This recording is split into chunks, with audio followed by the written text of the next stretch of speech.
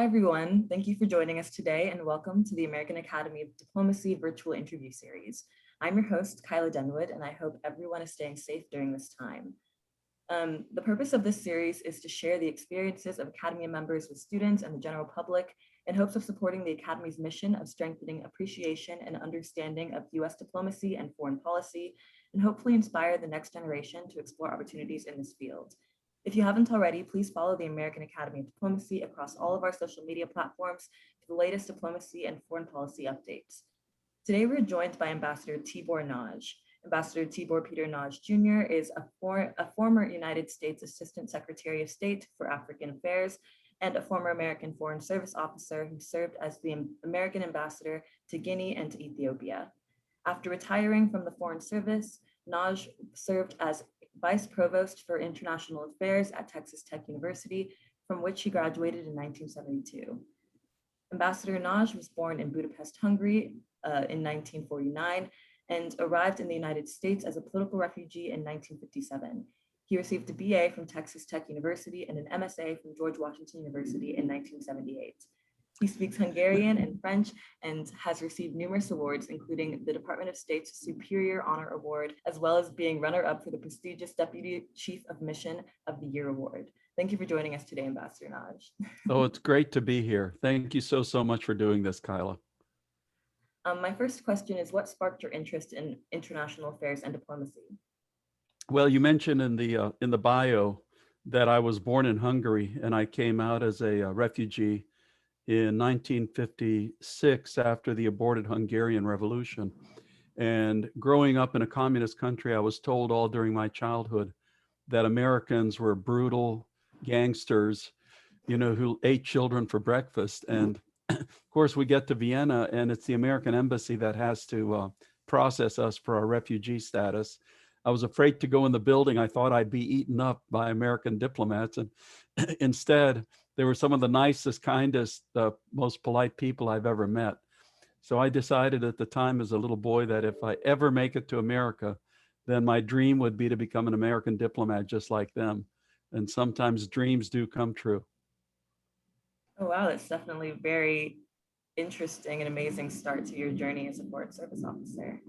And speaking of your the start of your journey, so you did not pass the Foreign Service exam on your first try. What were some of the experiences, knowledge, or advice that you gained between your first and your second try that helped you pass the second time? Yeah, I thought I was kind of like you. I was a senior, and instead of going on to grad school, I was looking for a job to go on to. It was a pretty tough job market, so I decided to take the Foreign Service exam, since that's how you become a Foreign Service officer. I took it there on the campus, and I had looked into the test, but I did not realize the extent to which they did ask questions about basic economics. And in my undergraduate studies, I had not taken any economics courses because I thought that it would be dreadfully boring.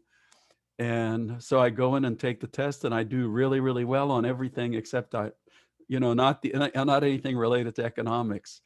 So I missed it barely. But most people, very few people sail through the first time in the process. That's just how it is. So after that, I went back and I was working full time, but I also went for my master's degree at night through GW, and I made sure that I took lots of economic courses so that the next time I took the test, it was a much, much better experience. Great, that's good to hear. I'm sure you said a lot of people take the test and aren't successful at it the first time. So it's nice that you kept trying and gained the knowledge that you knew you didn't have the first time around. My next question is, you began your Foreign Service career in 1979 as a management analyst in the Bureau of Personnel. What were some of the tasks that you had on your first assignment? And was this what you were expecting when you were exploring a career in the Foreign Service? No, it was not, because, I joined the Foreign Service exactly for what it says, foreign. And so lo and behold, I go through the intro, that everyone goes through. And there's a list of potential assignments, and everyone asks for assignments. And I get called by the Director General's office, and they say, well, Tibor, we see that you have been working for the federal government since 1972 in systems. And we in the Foreign Service, the State Department needs to really upgrade its system. So instead of going overseas, what we would like for you to do is stay here in Washington, take an assignment here and help bring systems on board to the State Department. And I was very honest. I said, listen, I took a $7,000 cut in pay to go from across the river in Crystal City, where I was doing office systems, to come here to the State Department. And I came here to go overseas, not to do the exact same thing I was doing over there, except for $7,000 less. And I told him, I said, if that's how it's going to be, and I'll just go back to my old job. And they said, no, okay, here's what we do. You stay with us for 6 months and do this. And then after that, you can go overseas. So, I did it for 6 months, and then lo and behold, I go off to my very first African post, and I'm so glad it worked out that way. So it was the best for everybody all around. Great. And when you got overseas, was that sort of more what you were expecting in terms of the job description of Foreign Service Officer? Yeah, absolutely. I mean, there's a great divide in the kind of work you do in what Condoleezza Rice had called frontier diplomacy, and what colleagues do in places like London and Vienna and Paris. When you come into diplomacy, especially when I was coming in, there was a thought of the diplomats in fancy offices and basically European capitals, and that's what a lot of people thought. And instead, I found with my first assignment that it was so much more fun being in Africa, dealing with what are very serious issues. Not reading a newspaper and figuring out what the number 3 political party in France is doing, but getting into issues that literally are life and death issues. So after our first tour, my wife and I decided that Africa was a great place to stay, and we looked for African assignments, and that's where my kids grew up. So I am very thankful that that's the course that we followed. So my next question is, how do you think your experience as an immigrant shaped your Foreign Service career experiences? Yeah, being a refugee, of course, gives you certain insight and a great deal of empathy for the people who are refugees. Africa, of course, has incredible refugee and migration problems. So in all of my postings, I did my best to visit every single refugee camp in the country. And it's inspiring for the people there that, up shows the American ambassador with a fancy car with a flag flying, and can look them in the eye and say, I was a refugee once, and I'm the only ambassador that ever was in a refugee camp, not as a visitor, but as one of the refugees. So, don't ever despair. Don't give up hope. There are all kinds of possibilities. So you're not going to be here forever. Just trust in yourselves, and there is another life out there. Yeah, that's very inspiring. So I would like to move on to raising a family abroad. You did mention that you began your Foreign Service career with your wife, but what was it like raising a family while having this career that's constantly changing? Yeah, we are the parents of the first triplets born in independent Zimbabwe. President Mugabe was not happy that they were Americans. Harare at the time had the closest adequate medical facilities to Lusaka, Zambia. So we had to fly my wife there because, she was in grave danger. Kids, they were born in Africa. They grew up in Africa. They love Africa. They loved the kind of experiences they had. They tremendously enjoyed going to international schools with a whole diversity of, different ethnicities, colors, cultures, religions, everything like that. So for them, diversity and appreciation for diversity is in their DNA. You can study it, you can talk about it academically, but living it you get it by osmosis. So it truly is in you. It's not something, it's not something then you have to study and say, oh, what can I do to improve myself in this? So, and they appreciate that. They turned out very well. I have a daughter who works with the homeless in Seattle. I have a son who's in the Foreign Service as a diplomatic security officer. And I have another son who was also in the Foreign Service, but left it to become a law enforcement officer in Texas. So, they have done very well, and you could not buy the kind of experience they had growing up in the types of countries they did and having the type of friends that they did, and just being comfortable in just about any situation anywhere in the world. What is some advice related to family life that students should keep in mind when considering a career in the Foreign Service? Well, the one thing, I mean, the folks coming in now have so much easier road than folks who came in when I came in. When I came in, if somebody was gay, they would lose their security clearance, for example. The year before I came in was the last year that the evaluation report included a section on wives, not spouses, but wives.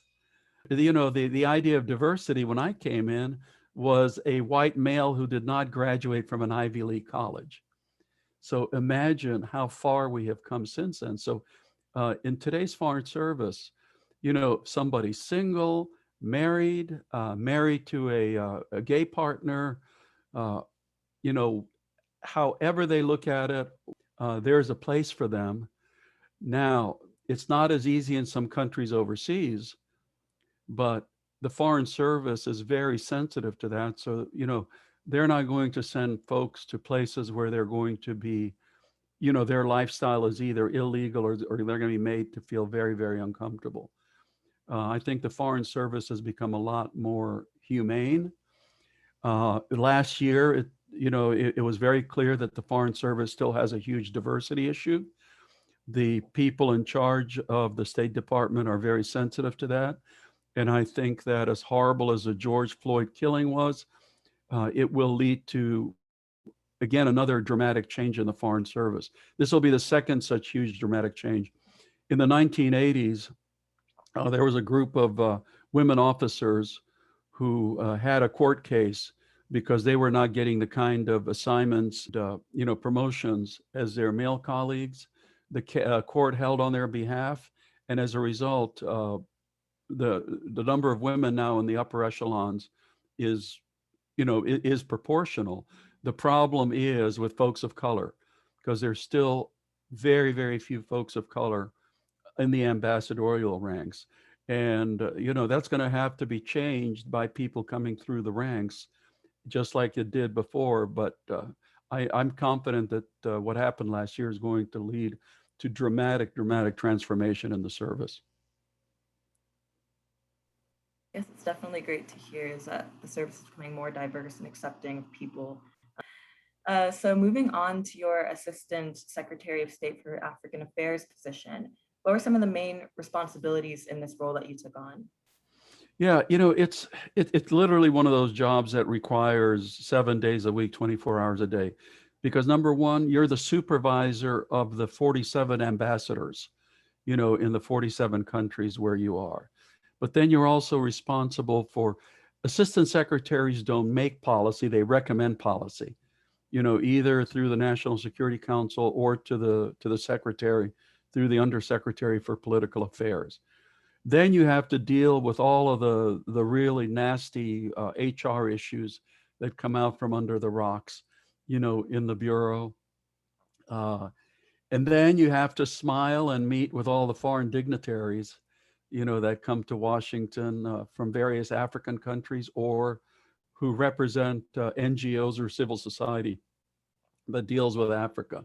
So it is being, it's being a leader, it's being a supervisor, it's being a manager, it's being an HR officer, and it is definitely being a diplomat and going up before Congress and smiling at those nice members of Congress as they pummel you with the most embarrassing of questions. Great, thank you. And how was your experience coming back to the State Department from retirement? You know, you took a few years off as you retired from the Foreign Service, but how was coming back into this role? Well, as I told people, I was underworked and overpaid in academia. So I had to balance that out by doing the opposite. And I was very happy to get back because, uh, early in the Trump administration with Secretary Tillerson, there was an awful lot of negative vibes about, the people in the State Department. And I had spent my whole career with the Africa Bureau. So when I was given a chance to come back, I really wanted to come back and do the best I could to take care of my colleagues. Yes, and speaking of the negative vibes, you know, there was a lot of press coverage that reported radical changes in foreign policy during the Trump administration. Did you find that to be true when you came back to the State Department in this role in Not with Africa? Africa, because the neat thing is Africa still remains one of the very few nonpartisan issues. They're Democratic Africanists, Republican Africanists, and we all know each other. Everybody wants the same goals.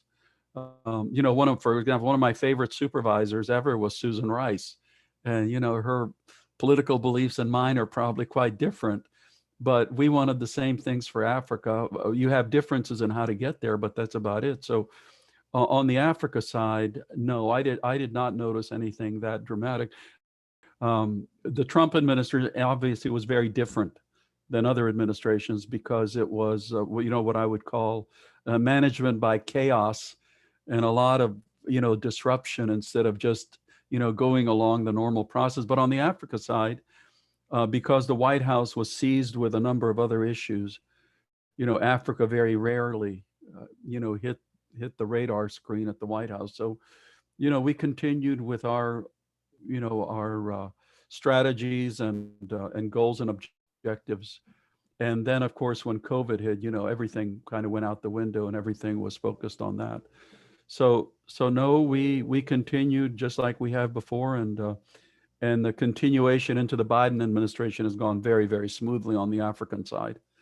Same problems, it kind of took the baton, and they're continuing to do their best to make progress on the major issues in Africa.